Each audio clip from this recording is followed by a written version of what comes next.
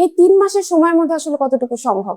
দেখেন 3 মাসের সময়ের মধ্যে কতটুকু সম্ভব এটা তো আমরা সবাই জানি, এটা বেসিক সেন্স, এটা একটা কমন সেন্স। 3 মাসের মধ্যে আসলে কতটুকু সম্ভব, তাকে দায়িত্ব দেওয়া হয়েছে এই 3 মাস এই অস্থায়ী কমিটির দায়িত্ব পালন করবেন এবং ক্রিকেট সংশ্লিষ্ট সকল কাজের দায়িত্ব তিনি পালন করবেন 11 জন সদস্যকে নিয়ে, এবং অ্যাট এ টাইমে এই 3 মাসের মধ্যে তিনি নির্বাচনের ব্যবস্থা করবেন।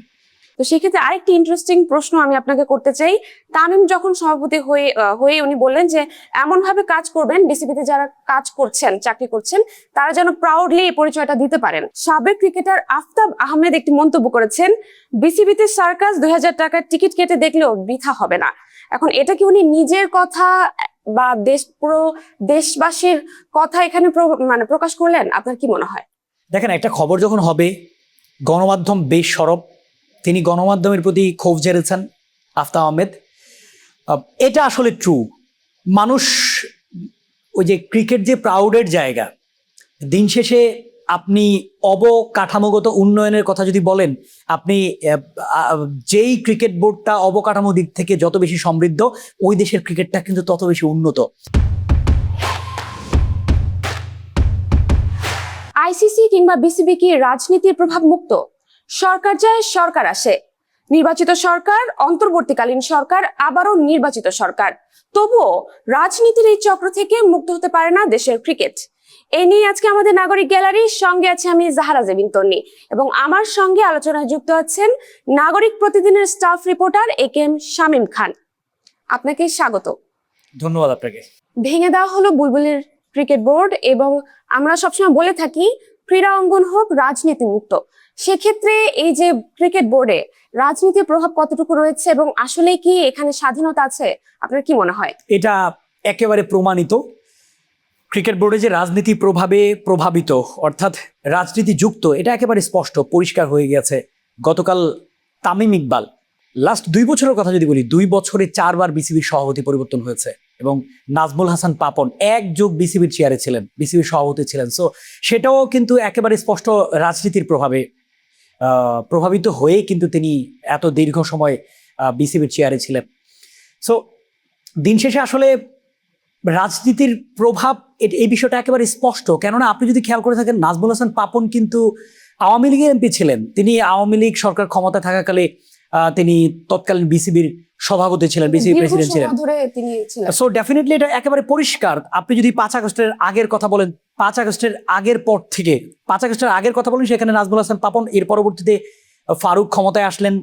এরপরে আবারও যদি আপনি বলেন আসিফ মাহমুদ, সজীব ভুইয়া, 8 সদস্য, সেই ফারুকের কথা আপনি যদি বলেন, ফারুক আহমেদকে কিন্তু 8 সদস্যের অনাস্থা জ্ঞাপন করে ইনস্ট্যান্ট একটা পলিসি করে আমি বলবো তাকে সরিয়ে দেওয়া হচ্ছে। এরপরে আবার আসলেন বুলবুল, আবার নির্বাচন হলো, আবারও বুলবুল আসলেন, অতঃপর সরকার পরিবর্তন হলো, রাজনৈতিক পট পরিবর্তন হলো, এবং এটা অনেকটা কোয়েশ্চেন আউটের মতো ছিল ব্যাপারটা। ধরেন বিএনপি সরকার যখন ক্ষমতায় আসে 1.5 মাস পূর্বে, এই 1.5 মাস কিন্তু আলোচনায় ছিল, এবং এই ব্যাপারে আমি আপনাকে এটা কোট করতে চাই। ইশরাক হোসেন, বর্তমান মুক্তিযোদ্ধা বিষয়ক প্রতিমন্ত্রী, বিএনপি নেতা তৎকালীন, অর্থাৎ অন্তর্বর্তীকালীন সরকার ক্ষমতা থাকাকালে তিনি স্পষ্ট বলেছিলেন, অক্টোবরের যে নির্বাচন হয়েছিল, বিসিবি নির্বাচন হয়েছিল, সেই নির্বাচনের কথা যদি বলি, সেখানে তামিম ইকবাল কিন্তু আসিফ মাহমুদ, সজীব ভুইয়ার নির্বাচনে প্রভাব ছিল, এবং তার হস্তক্ষেপে নির্বাচনটা হয়েছে, এবং সেই দায় দিয়ে কিন্তু তিনি নির্বাচন থেকে সরে দাঁড়িয়েছেন। এবং তখন যে উত্তপ্ত বাক্য বিনিময় হয় রাজনৈতিক অঙ্গনে, বিশেষ করে অনেক বড় একটা মহল কিন্তু তামিম সহ তারা নির্বাচন প্রত্যাখ্যান করেছেন, নির্বাচনে যাননি। তখন কিন্তু ইশরাক হোসেন বলেছিলেন যে বিএনপি সরকার ক্ষমতায় আসলে এই ভোটকে তারা লাথি মেরে উড়িয়ে দেবেন। এই ভাষাটা আমি কোট করতে চাই। আলটিমেটলি ঠিক তাই হয়েছে। আপনি জানেন যে 15 কার্যদিবসের জন্য কিন্তু কার্যদিবসের মধ্যে প্রতিবেদন দাখিল করার জন্য একটা কমিটি গঠন হয়েছিল, যে এই নির্বাচন কতটা প্রভাবিত ছিল, আসলে কারচুপির অভিযোগ ছিল, অনিয়মের অভিযোগ ছিল, ফ্রি অ্যান্ড ফেয়ার ইলেকশনের যে ব্যাপারটা সেটা হয়নি। সো সর্বশেষ কিন্তু গতকালকে তার বাস্তব প্রতিফলন ঘটেছে, যে এটা যে রাজনৈতিক প্রতিফলন, রাজনীতির প্রভাবে প্রভাবযুক্ত, এই বিষয়টা একেবারে স্পষ্ট হয়ে যায়। এবং একই সঙ্গে কিন্তু আপনি আইসিসির কথা বলবেন, আমরা তো জানি আইসিসিতে প্রায় 70% যে পরিচালক রয়েছেন তারা ভারতীয়। সো আইসিসিও যে অনেকটা রাজনীতির প্রভাবে দ্বারস্থ বা রাজনীতির প্রভাবে প্রভাবযুক্ত বা প্রভাব মুক্ত নন সেটাও কিন্তু ক্লিয়ার। সো আমরা বলি যে যেই সরিষা দিয়ে আপনি ভূত ছাড়াবেন সেটার মধ্যে যদি ভূত থাকে তাহলে আপনি কাকে দিয়ে ভূত ছাড়াবেন?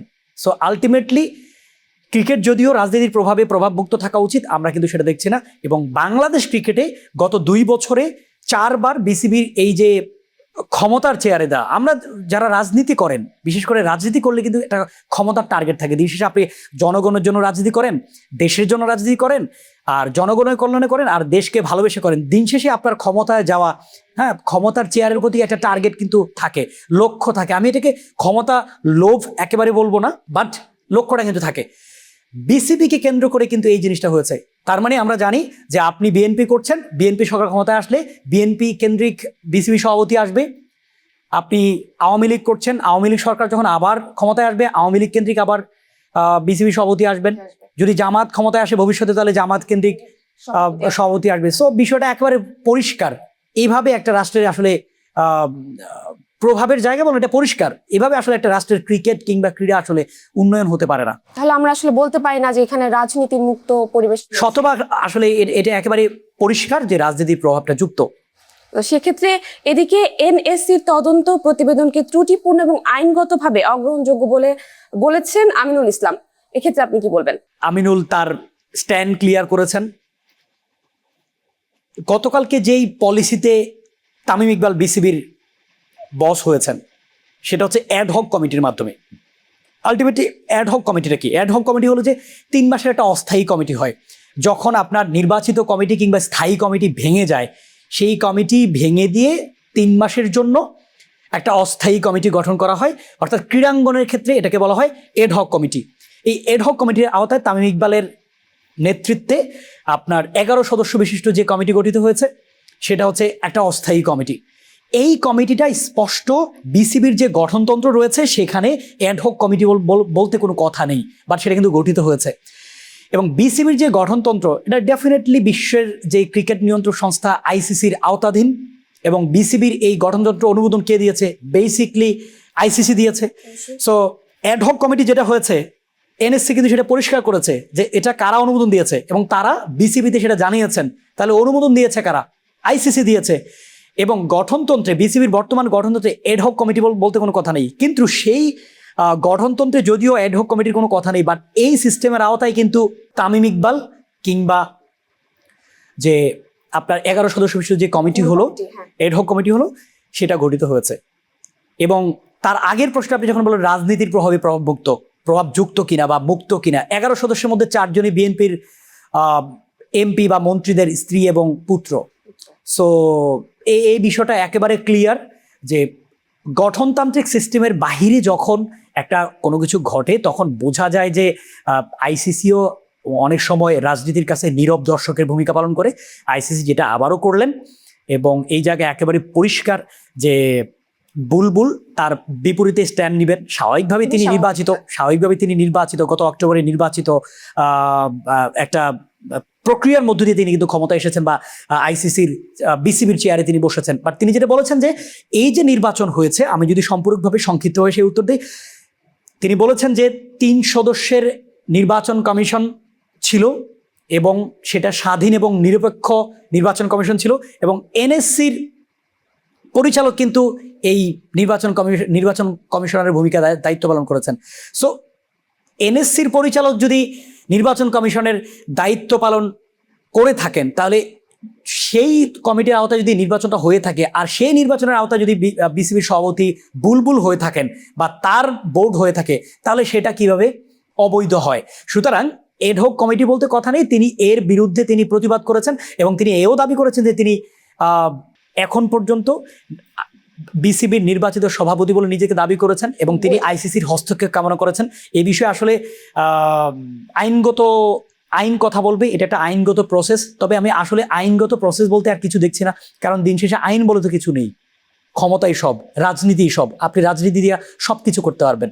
আমি আসলে দীর্ঘায়িত করতে চাই না, কিন্তু সম্পূরক কথা যেটা বলতে চাই যে আইসিসি একেবারে পরিষ্কার বাংলাদেশের রাজনীতির কাছে। আর এটা আপনি বলেন সমঝোতা যদি হয়ে থাকে আইসিসির সাথে বিসিবির যে আমরা নির্বাচিত কমিটি রাখবো না, আমরা অ্যাডহক কমিটি বলে একটা কমিটি আনবো, 3 মাসের পরে 3 মাস পরে এই কমিটি নির্বাচন দেবেন সেটাও আসলে স্পষ্ট রাজনীতির প্রভাবে। তবে হ্যাঁ, সেটা সময় বলবে। বুলবুল এখন আইসিসির দ্বারস্থ হচ্ছেন, তিনিও আসলে আইনগত প্রক্রিয়ার মাধ্যমে আগাতে চাইবেন। সেটা আইন বলবে, সেটা আসলে সময় কথা বলবে। এখন দেখা যাক সময় কি বলে। আর 3 মাসের প্রসঙ্গ থেকে আরেকটি প্রশ্নে চলে আসি। তামিম ইকবাল যে নির্বাচিত হলেন এবং সে বিসিবি সভাপতি হলেন, এখানে হট সিটে বসে তিনি ঘোষণা দিলেন ক্রিকেটের বিগত সময়ে যে রেপুটেশন নষ্ট হয়েছে তো সেটা উনি ফিরিয়ে আনতে কাজ করবে। তো এই 3 মাসের সময়ের মধ্যে আসলে কতটুকু সম্ভব? দেখেন, 3 মাসের সময়ের মধ্যে কতটুকু সম্ভব এটা তো আমরা সবাই জানি, এটা বেসিক সেন্স, এটা একটা কমন সেন্স। 3 মাসের মধ্যে আসলে কতটুকু সম্ভব? তাকে দায়িত্ব দেওয়া হয়েছে এই 3 মাস এই অস্থায়ী কমিটির দায়িত্ব পালন করবেন এবং ক্রিকেট সংশ্লিষ্ট সকল কাজের দায়িত্ব তিনি পালন করবেন 11 জন সদস্যকে নিয়ে, এবং অ্যাট এ টাইমে এই 3 মাসের মধ্যে তিনি নির্বাচনের ব্যবস্থা করবেন। এবং এর মধ্যে আরো একটা কথা আছে যে তামিম নিজে সহ ইতিমধ্যেই প্রথম দিন হট সিটে বসে তিনি ঘোষণা দিয়েছেন তিনি নির্বাচন করবেন। সেই জায়গায় নৈতিকতার প্রশ্ন আসে, আমি সেদিকে যেতে চাই না, যে তিনি বর্তমান অ্যাডহক কমিটির সভাপতি এবং তিনি অ্যাডহক কমিটির সভাপতির চেয়ারে বসেই তিনি ঘোষণা দিয়েছেন যে তিনি নির্বাচন করবেন সামনে। কিন্তু তার আগে যেটা বলতে চাই, 3 মাসে আসলে কতটুকু সম্ভব সেটা আসলেই অনেক কিছু সম্ভব না, কারণ যেটা 5 বছরে সম্ভব হয় না সেটা 3 মাসে আপনি কি করবেন, এটা একটা বেসিক সেন্স। এবং একই সময় তিনি যখন বললেন যে তিনি আসলে রেপুটেশন নিয়ে কাজ করবেন, হ্যাঁ, এখানে কাজ করার কিছু আছে। আমি বলবো যে বুলবুল সর্বশেষ নির্বাচনের পরে বিশ্বকাপ ফেস করেছে, বাংলাদেশ বিশ্বকাপটা খেলেনি। এতে করে বিএনপির সরকার তৎকালীন কিন্তু তারা অনির্বাচিত ছিলেন, একটা নির্বাচনের মধ্য দিয়ে তারা যদিও ক্ষমতায় আসলেন। এইখানে বিষয়টা একেবারে পরিষ্কার যে তারা বিশ্বকাপ না খেলাটাকে, বুলবুলের এই যে স্ট্যান্ডবাজি, আইসিসির সাথে পেরে না ওঠা, তাদেরকে ম্যানেজ না করা, তৎকালীন আসিফ মোহাম্মদ সজীব ভুঁইয়া যাওয়ার পর আসিফ নজরুল আসলেন, হ্যাঁ, মন্ত্রণালয়ের সরাসরি হস্তক্ষেপে তারা খেললেন না। যদিও আসিফ নজরুল পরে দিয়ে তার বক্তব্যের স্ট্যান্ড থেকে সরে আসেন, তারা বলছেন যে বিসিবি আসলে খেলতে চায়নি, মোস্তাফিজ ইস্যু থেকে ঘটনাটা শুরু হলো। সো এই জায়গায় আমি বলবো যে টেকনিক্যালি মাইন্ডসেটে বা পলিসিগত জায়গায় বুলবুল হেরে যাওয়ার ফলেই বা বাংলাদেশ বিশ্বকাপ না খেলার ফলেই রেপুটেশনে ক্ষতি হয়েছে। বাংলাদেশ ক্রিকেট যে অর্জন করেছে বিগত দিনে টি-20 বিশ্বকাপ খেলা, এটা আসলে স্বপ্নের জায়গা। এই ডিসিশনটা ভুল ছিল, ক্রিকেট বোদ্ধারা বলেন বা যারা ক্রিকেট বোঝেন বা ক্রিকেট নীতি নির্ধারকরা বলেন, সেই জায়গায় কথা বলার একটা সুযোগ রয়েছে এবং তিনি চাচ্ছেন যে এই জায়গায় যদি তিনি কাজ করতে পারেন, অর্থাৎ নীতিগত জায়গা কিংবা টেকনিক্যাল জায়গা বা গঠনমূলক জায়গায় যদি তিনি উন্নত করতে চান, আমার মনে হয় তামিম অনেকটা মাইন্ডসেট করে নিয়েছেন যে সামনে যদি নির্বাচন হয় সেটা যদি ফ্রি অ্যান্ড ফেয়ার হয়, এবং তিনি এতটা কনফিডেন্স, আত্মবিশ্বাসী যে নির্বাচন হলেই যেন তিনি ক্ষমতায় চলে আসবেন। অনেকটা ওই টোনে কথা বলা। আমি বলছি না যে তিনি নির্বাচন হলেই তিনি ক্ষমতায় চলে আসবেন বা তিনি ক্ষমতায় চলে আসছেন, বাট তার কনফিডেন্সের জায়গাটা কিন্তু এটা। সো ওখান থেকে আবারও আসে রাজনীতির প্রভাবটা আসলে একেবারে স্পষ্ট হয়ে যায়। ধন্যবাদ শামীম। তো সেক্ষেত্রে আরেকটি ইন্টারেস্টিং প্রশ্ন আমি আপনাকে করতে চাই। তামিম যখন সভাপতি হয়ে উনি বললেন যে এমন ভাবে কাজ করবেন, বিসিবিতে যারা কাজ করছেন, চাকরি করছেন, তারা যেন প্রাউডলি এই পরিচয়টা দিতে পারেন। অথচ এই যে ফ্যানরা অনেক সময় মজা করে বলে থাকেন বাংলাদেশ ক্রিকেট বোর্ডের পরবর্তী বিএনপি ক্রিকেট বোর্ড বলছে বাংলাদেশ ক্রিকেটে আসলে হচ্ছেটা কি, এই প্রসঙ্গে আপনি কি বলবেন? ডেফিনেটলি তামিম ইকবাল, আমি তার আগে তামিমকে অভিনন্দন জানাতে চাই তামিম আসলে প্রাউডটাকে ফিরিয়ে নিয়ে আসতে চান। আপনি গতকালকে সম্মেলনটা যদি দেখে থাকেন, তিনি সংবাদ সম্মেলনে বসেই বলেছেন যে এতদিন যারা বিসিবিতে কাজ করতে এরা আসলে প্রাউডলি পরিচয় দিতে পারেনি। আমি বলবো বাংলাদেশ ক্রিকেটের যে উত্থানটা হয়েছে এটা নাজমুল হাসান পাপনের আমলে হয়েছে, তৎকালে হয়েছে। আপনি যদি 2014, 15, 16, 17 সালে বাংলাদেশ ক্রিকেটের যে উত্থানটা যদি আপনি ফলো করেন, বাংলাদেশ ক্রিকেটের উত্থানটা কিন্তু সেখানে হয়েছে। তো তখন তো পরিচয়ের জায়গাটা আরো প্রাউড ছিল। লাস্ট 1 বছরে ছন্দপতন হয়েছে, এটা ট্রু। এই জায়গায় তামিমকে আসলে হ্যাঁ অভিনন্দন জানাতে পারি। তার আগে তামিমকে আসলে অভিনন্দন জানানো উচিত, তিনি নতুন কমিটির সভাপতি তিনি হয়েছেন। তামিমকে ডেফিনেটলি কংগ্রেচুলেশন। যদি তামিম এই জায়গায় কাজ করতে পারেন, তামিম চাইবেন, যেহেতু সংক্ষিপ্ত সময়, তিনি এতদিন বলেছেন যে আমি ক্রিকেটের জন্য কিছু করতে চাই, আমি সভাপতি হতে চাই, আমি সভাপতি হওয়ার জন্য প্রস্তুত, তিনি বলেছেন। এখন তিনি প্রমাণ করবেন যে আসলে তিনি কতটা পারদর্শী, তিনি কতটা পারবেন, তার লিডারশিপ কতটা কারিশমেটিক, এবং 3 মাসে আসলে তিনি 3 বছরের পরিবর্তন তিনি আসলে নিয়ে আসতে পারেন কিনা। কিন্তু দিন শেষে আসলে আপনি যদি গঠনমূলক জায়গায় কাজ করতে চান, আপনি কখনো আসলে 3 বছরের কাজ 3 মাসে করতে পারবেন না। হ্যাঁ, চেষ্টা থাকা, অ্যাটিটিউড থাকা বা এ ধরনের সিটে যারা বসেন, নেতৃত্বের জায়গায় যারা বসেন, তারা যদি এইভাবে এগিয়ে আসেন বা এইভাবে মোটিভেটেডলি এগিয়ে আসেন, তাহলে অবশ্যই দিন শেষে বেনিফিটেড হবে কারা? দেশের ক্রিকেট ক্রীড়াঙ্গন। সো এটা আসলে কাম্য, এটা চাই তামিম আসলে করুক এবং করে দেখাক, সেটা কথায় নয়, সেটা কাজে আসলে প্রমাণ হোক। এবং এখানে একটা পজিটিভ বিষয় ছিল যে তামিম বসেই তিনি বলেছেন আসলে বেশি কথা বলতে চান না, তিনি আসলে কাজটা করতে চান। এবং তিনি কিন্তু গতকালকে বসেই যে তামিমকে আমরা ইমোশনাল দেখে থাকি অ্যাজ এ ক্রিকেটার, সেই তামিমকে কিন্তু আমরা দেখিনি, ম্যাচিউরিটি দেখেছি। আমি বলবো এই বেশ জায়গায় পজিটিভ বলার সুযোগ রয়েছে। তিনি খুব সংক্ষিপ্ত সময়ের জন্য সংবাদ সম্মেলন করেছেন এবং তিনি আজকে আরেকটা বৈঠক তার বোর্ড বসবে এবং সেখানে তিনি সিদ্ধান্ত নেবেন এবং জানাবেন। সো এটা যেন তিনি করে দেখান, সেটা আমরা চাই। এখন দেখার বিষয় যে তামিম আসলে কতটুকু বাস্তবায়ন করতে পারেন। সর্বশেষ একটি প্রশ্ন আপনার কাছে রেখে আজকের অনুষ্ঠান আমরা শেষ করব, সেটা হচ্ছে সাবেক ক্রিকেটার আফতাব আহমেদ একটি মন্তব্য করেছেন, বিসিবিতে সার্কাস 2000 টাকার টিকিট কেটে দেখলেও বৃথা হবে না। এখন এটা কি উনি নিজের কথা বা পুরো দেশবাসীর কথা এখানে মানে প্রকাশ করলেন? আপনার কি মনে হয়? দেখেন, একটা খবর যখন হবে, গণমাধ্যম বেশ সরব, তিনি গণমাধ্যমের প্রতি ক্ষোভ ঝেড়েছেন আফতাব আহমেদ। এটা আসলে ট্রু। মানুষ ওই যে ক্রিকেট যে প্রাউডের জায়গা, দিন শেষে আপনি অবকাঠামোগত উন্নয়নের কথা যদি বলেন, আপনি যেই ক্রিকেট বোর্ডটা অবকাঠামো দিক থেকে যত বেশি সমৃদ্ধ, ওই দেশের ক্রিকেটটা কিন্তু তত বেশি উন্নত। দিন শেষে এই যে প্রভাব, এই যে নেতৃত্বের প্রভাব, এই যে রাজনীতির প্রভাব, আপনি স্বাভাবিকভাবেই মানুষ কিন্তু মজা করে বলছেন বাংলাদেশ ক্রিকেট বোর্ডকে বিসিবি কে বলছেন বিএনপি ক্রিকেট বোর্ড, যদিও দর্শকরা বা যারা ক্রিকেট সমর্থক তারা আসলে মজা করে বলছেন। এটা আসলে কেন বলছেন? আমার তো মনে হয় যে এই জায়গায় আসলে তারা অনেকটা বায়াস হয়ে, একটা দলের প্রতি বায়াস হয়ে এটা হয়তো তারা করেছেন। হ্যাঁ, এটা ঠিক আছে, তারা যদি দিন শেষে কাজ করেন সেটা it's good, it will be good. But এই জায়গায় আমি বলবো যে মজার জায়গাটা এখানে ক্লিয়ার করে দিয়েছেন, অর্থাৎ দর্শকরা যে মজা করছে, কারণ 11 জনের মধ্যে চার সদস্যই বিএনপির এমপি, মন্ত্রীর স্ত্রী এবং পুত্র। সো এই জন্য হয়তো বলছেন, কিন্তু দিন শেষে দর্শকরা আসলে এইসব যদিও মজা করেন, কিন্তু মজার আড়ালে একটা কষ্ট থাকে, কারণ তারা দিন শেষে বাংলাদেশ ক্রিকেটটা যেই জায়গায় আছে এখন, আপনি বাংলাদেশ দিন শেষে যাই করেন না কেন, দেশের জন্য তো খেলছেন, দেশের জন্য তো করছেন, বাংলাদেশের পতাকা বা মানচিত্রকে বিশ্ব মানচিত্রে আপনি তুলে ধরছেন। সো ক্রিকেট কিংবা স্পোর্টস হচ্ছে সেটার সর্বপ্রথম চালিকা শক্তি, সবচেয়ে বড় শক্তির জায়গা। এরকম একটা শক্তির জায়গা নিয়ে যখন আপনি রাজনীতির খেলা খেলছেন, রাজনীতির খেলায় মেতে উঠছেন, তখন এগুলো নিয়ে মানুষ কষ্ট থেকে হতাশা ঝাড়বে। আর আফতাব আহমেদ যেটা বলেছেন যে সার্কাস, দিন শেষে আসলে সার্কাসের জায়গা, ক্রিকেট আসলে সার্কাসের জায়গা হওয়া উচিত না। আপনি রাজনীতির হস্তক্ষেপ না চালিয়ে এই বোর্ডকে যদি আপনি স্বাধীনভাবে কাজ করতে দিতেন, তাহলে কিন্তু এই কথাগুলো আসতো না। সর্বশেষ নির্বাচন হয়েছে, নির্বাচিত প্রতিনিধি তারা বিসিবিকে প্রতিনিধিত্ব করছেন, তারা দেশকে প্রতিনিধিত্ব করছেন, তারা ক্রিকেটের জন্য কাজ করছেন। আপনি যদি আমিনুল ইসলাম বুলবুলের সমালোচনা করেন, আপনি কতটুকু সমালোচনা করতে পারবেন? শুধু লাস্ট বিশ্বকাপ ক্রিকেটের জায়গাটা আপনি সমালোচনা করতে পারবেন, কিন্তু সে তো দেশের কথা চিন্তা করেছে, দেশের নিরাপত্তার কথা চিন্তা করেছে।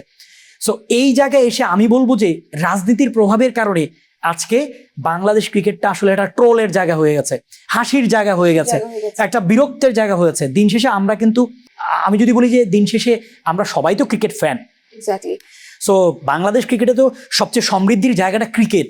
সো আমরা র্যাঙ্কিংয়ে 7, 8, 9, 10, 11 সারা ওয়ার্ল্ডের মধ্যে আমরা হোল্ড করছি। সো আমাদের তো একটা প্রাউডের জায়গা আছে। এটা নিয়ে তো আপনি রাজনীতির খেলা খেলতে পারেন না। আর রাজনীতির খেলা যখন আপনি ক্রিকেটে আনেন সেটা হয়ে যায় নোংরামি। সো এই নোংরামিটা কিন্তু দেশের ক্রীড়াঙ্গন কিছুতেই প্রত্যাশা করে না। সো আমি বলবো যে এটা দিন শেষে এখন যেই পলিসিতে ক্রিকেটটা আগাচ্ছে, যার কারণে এটা আসলে অনেকটা তারা ডিজার্ভ করেন এই ধরনের মন্তব্য। দিন শেষে আমরা খুব প্রত্যাশা করি ক্রিকেটটা আসলে রাজনীতি মুক্ত থাকুক এবং আইসিসি এখানে আসলে একটা ভূমিকা নিক, যে বাংলাদেশ ক্রিকেট কিংবা বিশ্ব ক্রিকেট বা বিশ্ব ক্রীড়া সংস্থার আওতায় যে অন্যান্য সংস্থাগুলো, তারা শতভাগ রাজনীতিমুক্ত থাকবে এবং সেই জায়গায় ট্রোল থেকে বেরিয়ে আসবে। ধন্যবাদ শামীম আমাদের এতক্ষণ সময় দেওয়ার জন্য এবং এই ইম্পর্টেন্ট তথ্যগুলো সবার সামনে তুলে ধরার জন্য। আপনাকে ধন্যবাদ। দর্শক, এই ছিল আমাদের আজকের আয়োজন। পরবর্তী এরকম জরুরি তথ্য নিয়ে আপনাদের সামনে হাজির হব। সেই পর্যন্ত চোখ রাখুন নাগরিক গ্যালারিতে। আল্লাহ হাফেজ।